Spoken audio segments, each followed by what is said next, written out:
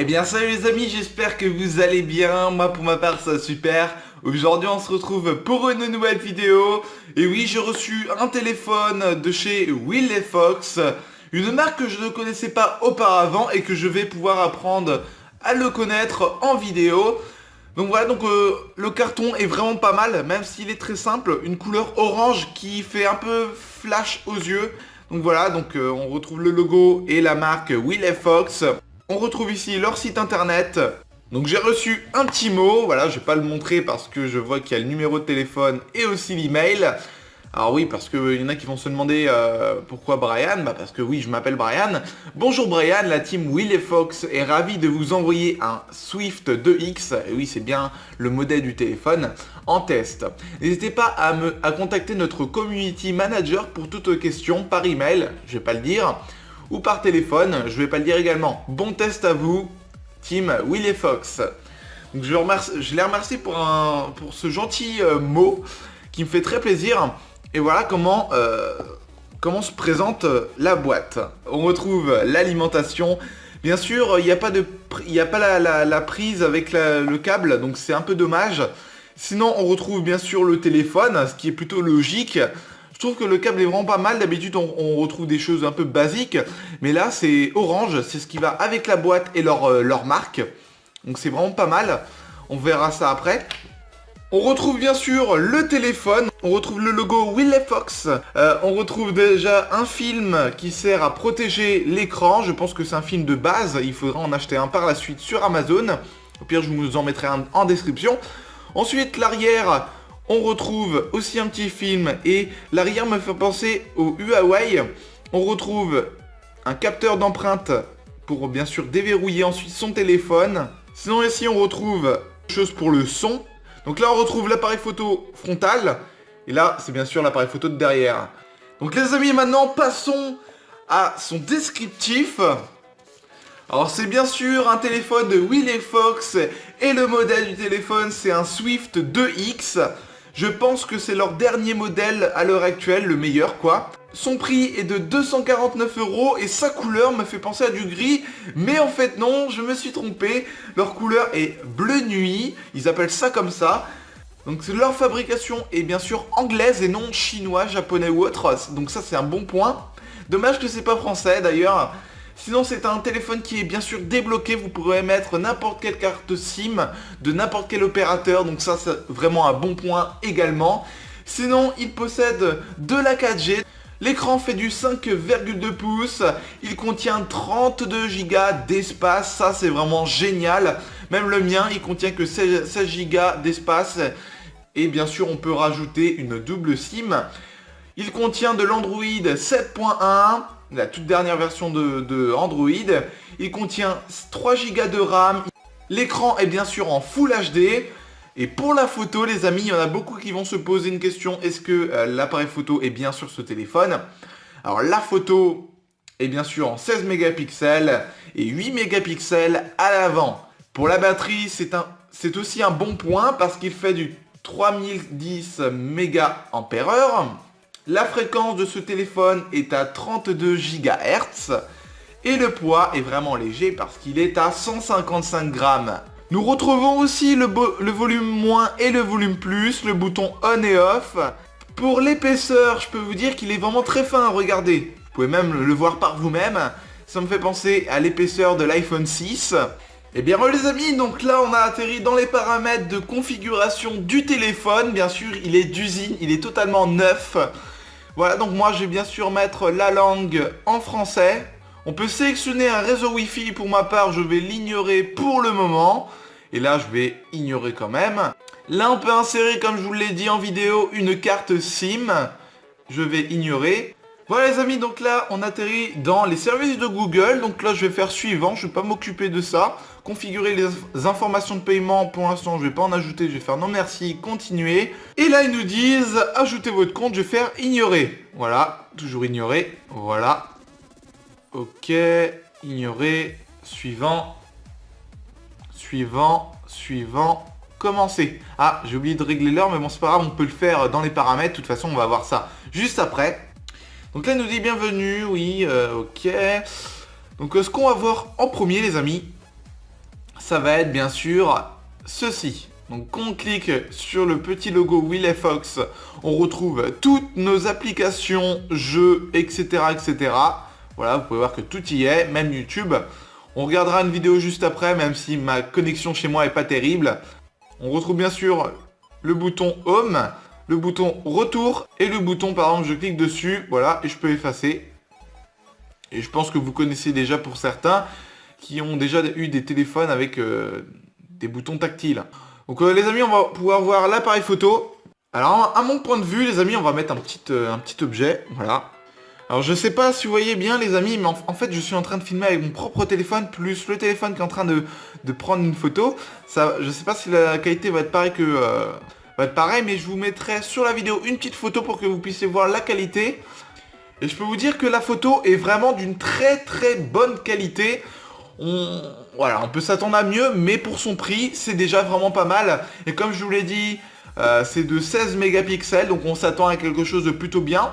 Sinon, le frontal est à 8 mégapixels si je ne dis pas de bêtises, donc c'est plutôt pas mal du tout. On retrouve les modes. Hop, bien sûr, je peux mettre en panorama ou en hyperlapse. On retrouve bien sûr le bouton pour prendre une vidéo. On retrouve ce bouton-là pour, bien sûr, faire du frontal. Donc là, vous allez me voir. Voilà, vous me voyez. Donc bien sûr, je suis avec mon trépied et mon téléphone, comme je viens de vous le dire. Donc hop, on va faire retour. Ensuite, on retrouve ceci pour, bien sûr, le flash. Donc là, je vais pouvoir le désactiver. On retrouve bien sûr ceci pour les effets, le retardateur, etc., etc. Donc ça, c'est les paramètres de l'appareil photo. Par exemple, la taille, je peux mettre moins en termes de mégapixels, mais je vous conseille de laisser comme ça, sinon la qualité va être réduite et ça va pas être beau. On trouve la qualité 95%, je vais la mettre à 100%, je vois pas pourquoi elle était à 95% d'ailleurs. Viseur plein écran, voilà, vous pouvez vraiment tout paramétrer et ça c'est plutôt cool. Vidéo également, donc taille, comme je vous l'ai dit, c'est du 1080p, donc on s'attend à vraiment quelque chose de pas mal.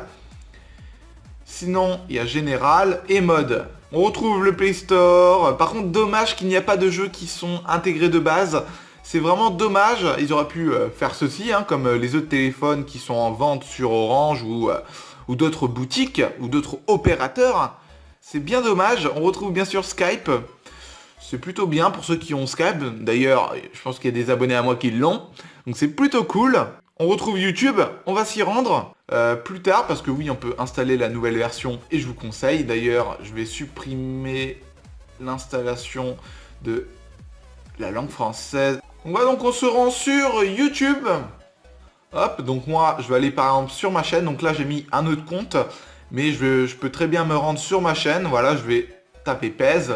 Après, on va se rendre dans les paramètres parce que je sais pas si vous voyez ce petit bouton qui s'illumine. On va pouvoir voir ça après. Je me suis assez renseigné sur ce téléphone avant de vous le présenter, pour bien vous expliquer. Voilà, on se retrouve sur ma vidéo. D'ailleurs, n'hésitez pas à regarder mes deux dernières vidéos, celle de l'enceinte et les produits de hockey, et bien sûr ma dernière vidéo sur le chargeur sans fil, une astuce que je ne connaissais pas pour recharger son téléphone d'une autre façon. Voilà, sinon sur l'écran, la qualité est vraiment pas mal. C'est bien sûr du Full HD, ça se voit clairement bien. Bien sûr, en termes de pixels de la vidéo, je ne pourrais pas la mettre au max parce que, comme je viens de le dire, la connexion chez moi n'est pas vraiment super bien. Voilà, déjà c'est mis en automatique en 360 pixels, c'est que c'est comme ça qu'il faut que je mette. On peut mettre jusqu'en 1080p, donc ça c'est plutôt bien parce que certains téléphones comme mon J5 2016, je peux le mettre jusqu'en 720p et ça veut dire qu'il est nettement mieux. Voilà, d'ailleurs merci à vos likes sur ma vidéo, ça me fait extrêmement plaisir, et vos commentaires. Voilà, donc ça c'était juste pour que vous puissiez voir. Les jeux, j'aimerais bien vous en faire tester un, mais le problème, c'est que si je télécharge un jeu, j'aurais bien voulu vous montrer Mario, un jeu qui est bien et qui vient de sortir récemment. J'aimerais bien vous le montrer, mais ça va vraiment durer longtemps le téléchargement. Et du coup, je peux pas vraiment vous montrer, je suis désolé. L'horloge qu'on peut configurer, on a Gmail, les galeries photos, voilà. C'est vraiment super ce téléphone, je suis fou de ce téléphone.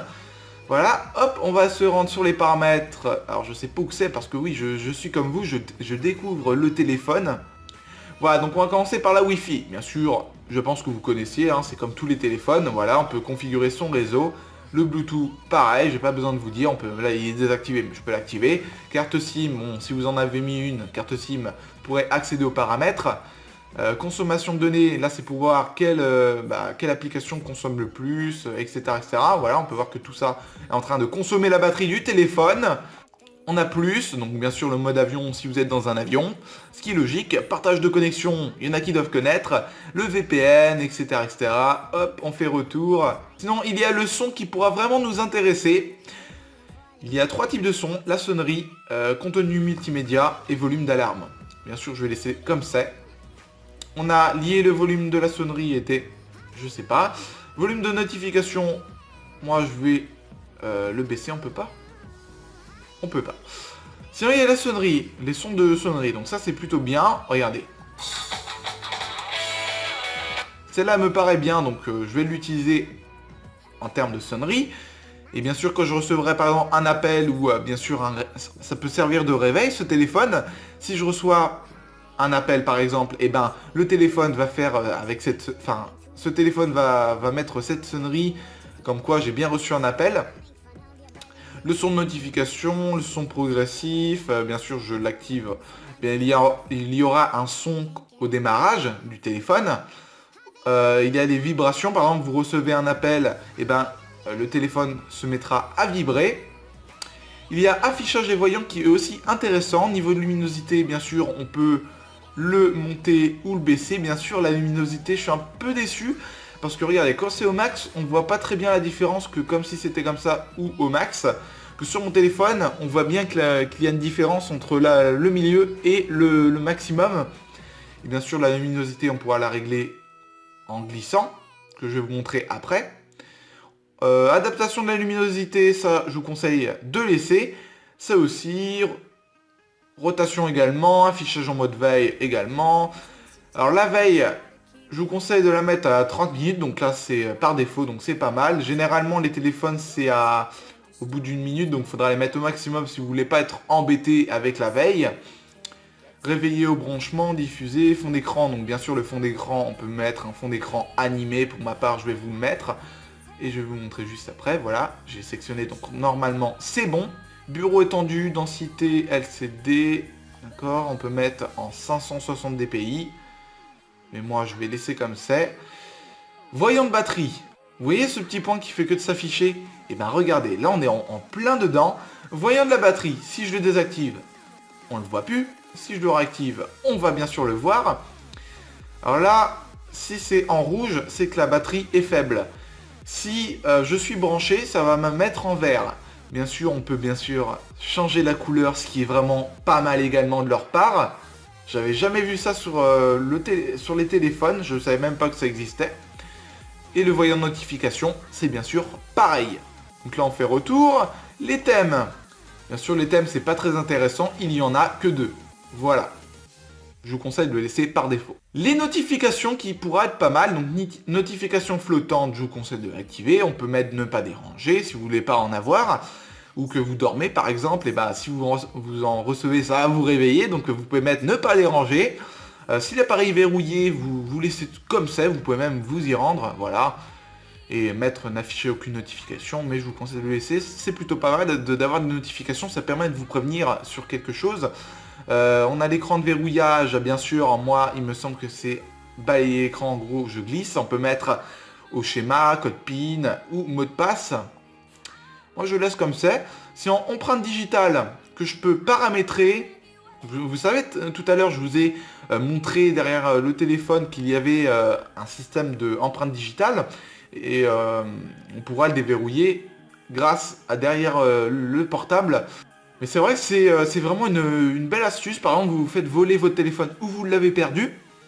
Et grâce au système d'empreinte digitale, et la personne qui vous l'a volé ou qui a trouvé votre téléphone, s'il garde, il pourra rien faire tant qu'il n'y a pas votre empreinte.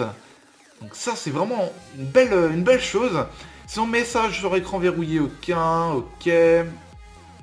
Sans les boutons, donc menu marche arrêt, on peut mettre, si vous êtes gaucher vous pouvez activer, terminer l'appel, ok. Moi je vais laisser tel que c'est. Il y a la batterie. Alors la batterie, on peut voir qu'est-ce qui consomme le plus. L'écran qui consomme 3%, ça peut aller, et le système 1%. Alors chiffrer le téléphone, je vous conseillerais pas de le faire. On peut faire apparaître les mots de passe, ça peut être cool. Source inconnue, je vous conseille de l'activer. Pourquoi? C'est par exemple si vous téléchargez une application via internet, et ben vous ne pourrez pas tant que vous n'aurez pas activé les sources inconnues. Sinon il y a les petites de stockage installées depuis carte SD, voilà. On a ensuite la mémoire. Donc bien sûr il y a 1 Go de mémoire qui est utilisé. Donc là j'ai 2,8 Go au total. En moyenne il y a 37% qui est utilisé, même pas la moitié, donc c'est vraiment bien. Disponible 1,8 Go. Ok, ça c'est pas très intéressant à savoir. Utilisateur, on peut voir qu'il n'y a que moi, je peux inviter d'autres utilisateurs. Profil système, je vais laisser comme c'est. Barre d'état. Ça c'est plutôt bien. Vous voyez là? Je sais pas si vous voyez bien. J'espère en tout cas. Et ben regardez. Icône par là. Bon ça je laisse. Et ben regardez. Vous voyez, la batterie c'est un cercle. Donc moi j'aime pas trop. J'aimerais bien le mettre en icône portrait. Donc déjà ça a changé. Voilà. On peut mettre comme ça. On peut mettre en cercle, comme c'était. On peut mettre en texte. Et moi, je vais laisser en... ouais, je vais laisser comme ça. Annuler. Je préfère quand il y a du texte, comme ça m'indique combien il me reste en termes de pourcentage. Ça m'évite de glisser et de regarder. Style d'horloge, on peut me la mettre centrée comme l'iPhone, il me semble. À gauche... et masqué. Moi je vais la mettre centrée, je trouve que ça fait vraiment pas mal. Réglage de la luminosité, donc je vais laisser. Compte de notification également. Et pour finir la vidéo en douce, les amis, je vais pouvoir vous dire les points négatifs et les points positifs sur ce téléphone. Voilà, donc déjà on va commencer par son autonomie de batterie, oui, que j'ai bien aimé. Et qu'il n'y a aucun point négatif que je vais dire sur cette vidéo, parce que même si je l'ai eu en test, c'est pas parce que je l'ai eu en test que je vais pas dire de points négatifs.